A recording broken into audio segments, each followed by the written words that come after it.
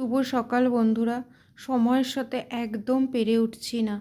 ঘড়ির কাঁটা যেন কীভাবে দ্রুত গতিতে এগিয়ে যাচ্ছে, আর কোনো কাজ ঠিকঠাকভাবে করতে পারছি না, এত সময় এগিয়ে যাচ্ছে। সকাল থেকে উঠে এত তাড়াহুড়ো করে কাজগুলো করে আবার মেয়েকে নিয়ে স্কুলে যেতে হচ্ছে, ঠিকঠাক ভিডিও আমি তোমাদেরকে দিতে পারছি না। আমি কথা দিচ্ছি 6 তারিখের পর থেকে খুব ভালো ভালো ভিডিও তোমাদের সামনে প্রেজেন্ট করব।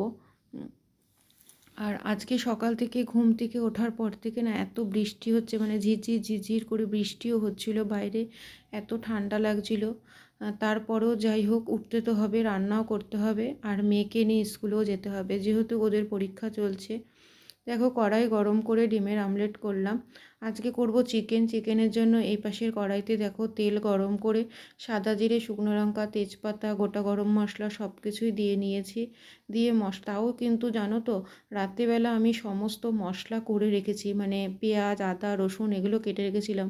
মশলাটা আমার করা ছিল না, তাই করে রেখে দিয়েছিলাম। দেখো, আদা, রসুন, পেঁয়াজ সমস্ত গুঁড়ো মশলা, রেগুলার যা যা মশলা লাগে, জিরের গুঁড়ো, ধনের গুঁড়ো সমস্ত কিছু দিয়ে ভালো করে কষিয়ে নিয়ে চিকেনটা করব মেয়ের জন্য। মেয়ে বলছে, মা একঘেয়ে রোজ রোজ মাছ খেতে খেতে না ওর আর ভালো লাগছে না মাছ খেতে। ও আর ওর বাবা কেউই ওরা মাছ পছন্দ করে না।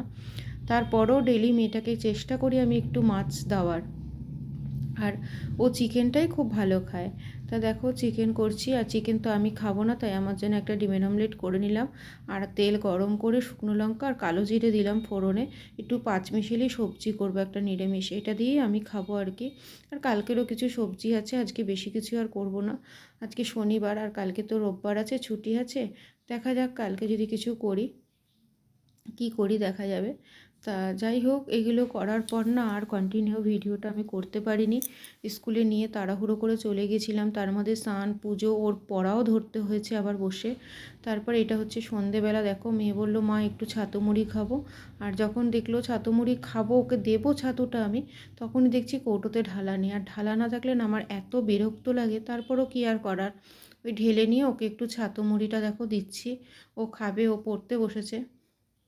তা সন্ধেবেলাটা বাইরে থেকে কিছু এনে দেওয়ার মতন আমাদের কেউ থাকে না, বুঝলে তো, ঘরে যা থাকে সেটাই দিয়ে দিই, আর ও খেয়ে নেয়, অসুবিধা হয় না।